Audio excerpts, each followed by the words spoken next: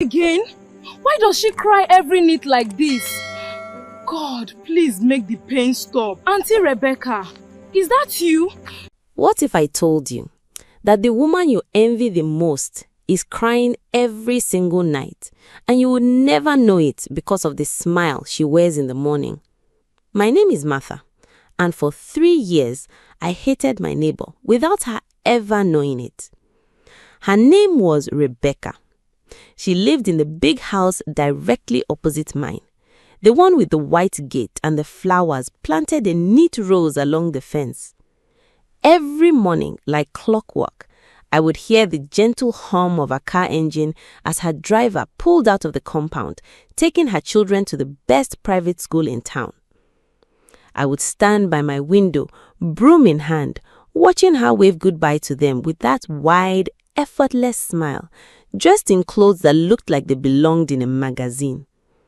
And every morning, that smile cut into me like a blade.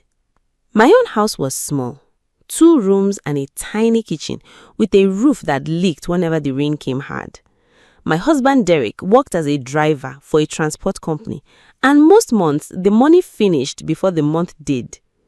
I sold pepper soup in the evenings just to make ends meet, standing over a hot pot while my hands smelled of onions and smoke, while across the road, Rebecca's kitchen smelled of something else entirely, the rich aroma of stew, of a life that didn't have to struggle. Look at her, I would mutter to myself, stirring my pot. What did she do to deserve all this? She just married well, that's all. Some people are just lucky. I said this so many times that my own children began to repeat it. My daughter Clara once asked me, "Mommy, why can't we be like Auntie Rebecca's family?"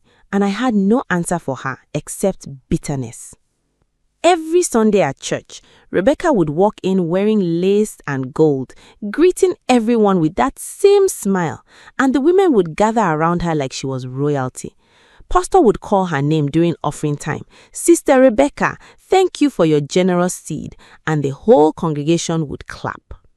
Meanwhile, I sat at the back in my one good dress that I had worn for the past 4 years, watching, counting, comparing. I didn't know then that smiles can be the thickest walls a person builds. I didn't know that behind that white gate, behind those lace blouses, behind that car with the leather seats, something was breaking, slowly, quietly, every single night. I didn't know that the woman I envied was praying for the kind of peace that even my small, leaking house already had. But that night, everything I thought I knew was about to change, because that was the night I heard the first sound. It was past midnight when I first heard it. I had just finished watching the last pot from my evening pepper soup business, and Derek was already snoring beside our 2 children who were sharing the other mattress in the room. The night was quiet, the kind of quiet you only get in a neighborhood where everyone has gone to bed exhausted from the day's hustle. Then I heard it, a muffled cry, coming from across the road. I sat up slowly, my heart skipping. At first I thought maybe it was a cat, or maybe one of the neighborhood dogs that like to fight over scraps near the gutter. But then it came again, and this time I recognized it. It was a human voice, a woman's voice, and it sounded like someone in pain. I crept to my window and peeked through the curtain.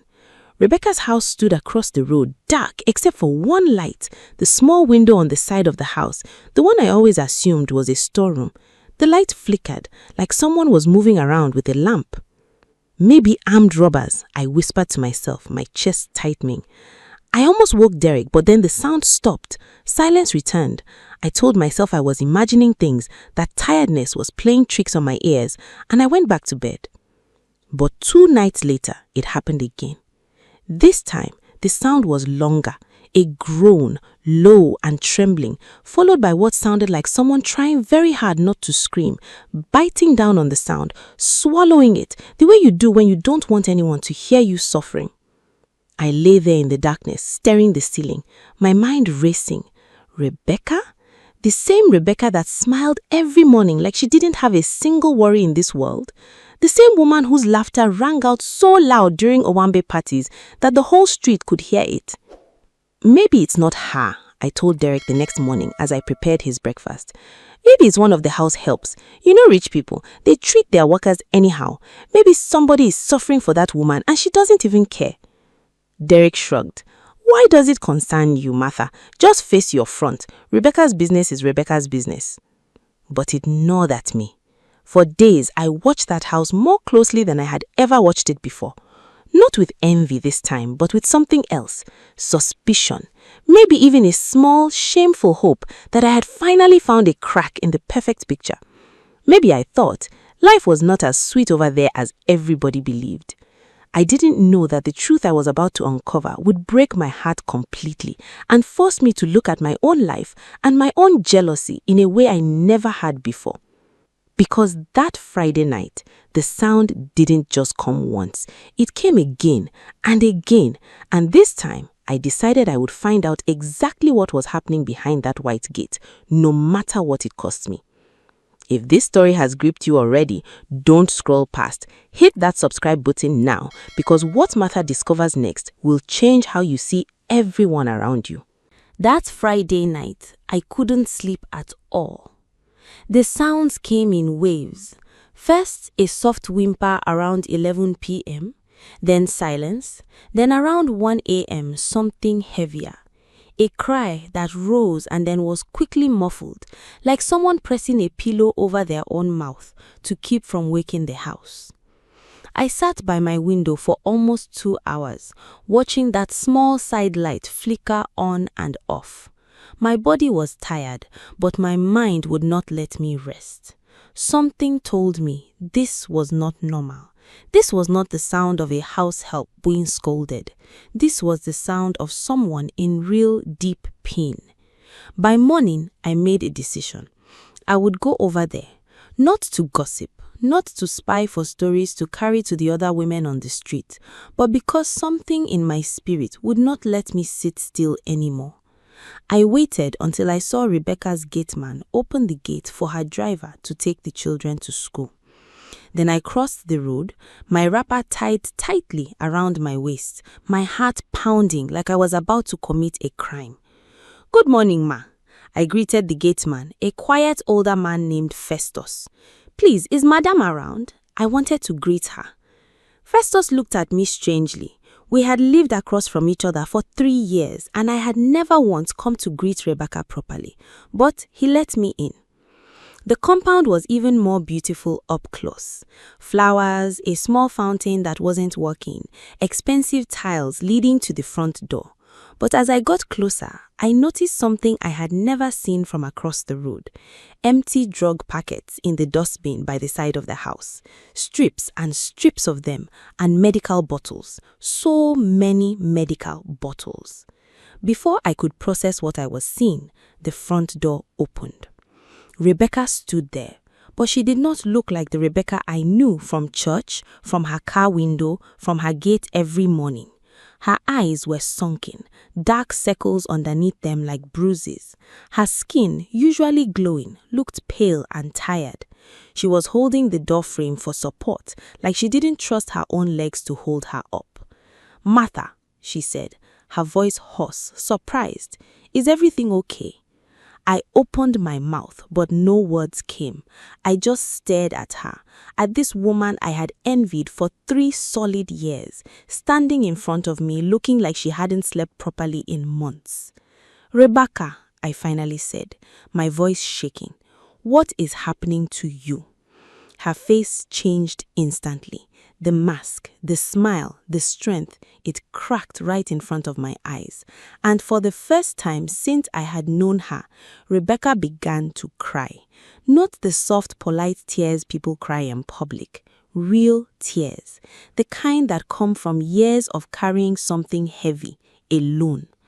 "Nobody was supposed to know," she whispered, sinking down onto those cold tiled steps of her beautiful porch, her hands trembling in her lap as she told me a story that broke something open inside me. 3 years ago, she began, I started feeling pains in my body, Small at first. I thought it was just stress, just tiredness from running the house and the children's school runs. But it got worse. The pain would come at night, mostly, sharp, like something twisting inside me. I went to one hospital, then another, then another. The doctors finally found it, a condition in my organs that required constant management, expensive medication, and regular hospital visits. Not something that would kill her quickly, but something that would make every single day, and especially every night, a battle. The pain is worst at night, she said, wiping her face with the back of her hand. That's when my body finally rests from moving around all day, and that's when it all catches up with me. I bite my pillow so the children won't wake up. I cry into my blanket so the house help won't hear and start asking questions. I sat down beside her on those cold tiled steps, forgetting completely about my wrapper, my pepper soup pot waiting at home, everything. But Rebecca, I said slowly, your house, your car, everything looks so perfect. She let out a small, broken laugh. Martha, do you know how much I spend on hospital bills every single month? More than what my husband's salary used to be when we got married. We had to sell one of our properties in the village just to keep up with my treatment.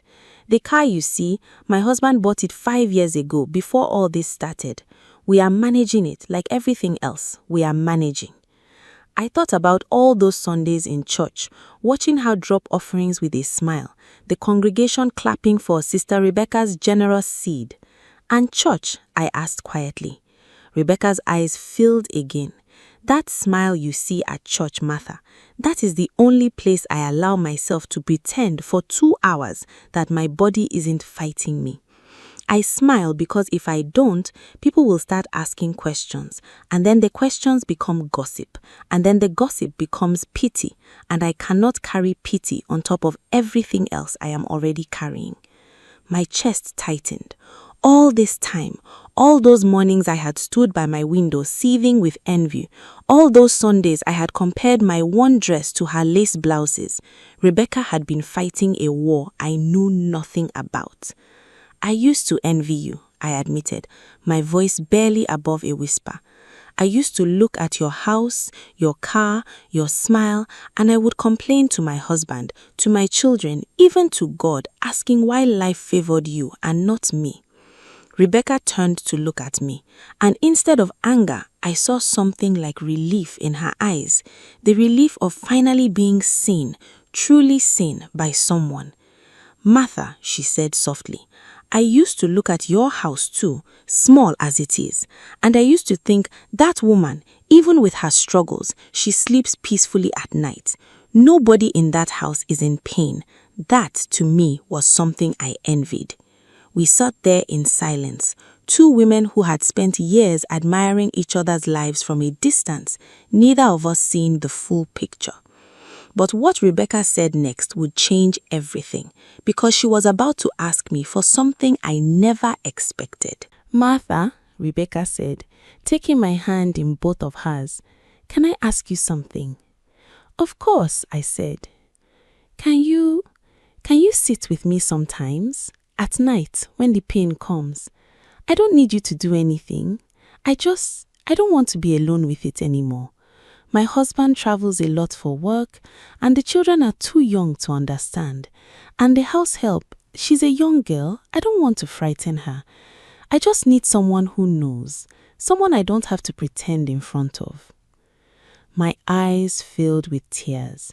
Here was a woman who had everything I once envied, and all she was asking for, the one thing money could not buy, was simple human company. Someone to sit beside her in the dark. I will, Rebecca, I said, gripping her hand tightly. Rebecca, I will. That night, I told Derek everything. He listened quietly, and when I finished, he shook his head slowly. Martha, you have been carrying anger toward that woman for years, and all this time she has been carrying pain you knew nothing about. Sometimes what looks like a blessing is just somebody's battlefield, dressed up nicely so the world won't stare. From that night on, things changed. Whenever I heard the soft sounds from across the road, I no longer stayed in my bed wondering. I would quietly cross the road and Festus would let me in without a word. He had been told to expect me. I would sit beside Rebecca's bed, sometimes holding her hand, sometimes just being there while she breathed through the pain, sometimes praying softly with her until the worst of it passed. I learned that Rebecca's husband, Gideon, was a quiet, gentle man who had spent years watching his wife suffer and feeling helpless about it. I learned that Rebecca's own mother had passed away from a similar illness, and Rebecca lived with the fear that she might be following the same path, a fear she had never told anyone, not even her husband. One night, as I sat beside her, she squeezed my hand and said, "Martha, do you know what the hardest part of all this has been? It's not even the pain, it's the loneliness. Everyone sees the house, the car, the clothes, the smile, and they assume I have no problems. So nobody checks on me. Nobody asks if I'm okay. Because why would Rebecca, of all people, need checking on?" Her words sat heavy in my chest. I thought of all the people in my own life who I had assumed were fine simply because of how their lives looked from the outside. I thought of how quick I had been to judge, to compare, to envy, without ever once asking the most important question: are you okay? Word slowly began to spread on our streets, not through gossip, but through genuine concern. The women who used to admire Rebecca's lace blouses from a distance began to visit her, not to ask for favors, but simply to sit with her, to pray with her, to bring her soup when she was too weak to cook. And then, one Sunday morning, something happened in church that none of us, especially Rebecca, would ever forget. It was a regular Sunday service, the kind where pastor would call out names for the offering, and Rebecca's name was usually one of the first to be mentioned. But that morning, before the offering even began, pastor paused and looked out at the congregation. "Before we continue," he said, "I want to use this moment to talk about something. We often celebrate people for what we can see. Their cars, their houses, their clothes, their smiles. We clap for them, we admire them, sometimes we even envy them, but we rarely stop to ask what is behind the smile." He looked directly at Rebecca, who sat stiffly in her usual seat, clearly unsure of what was coming. Sister Rebecca has been a faithful member of this church for many years.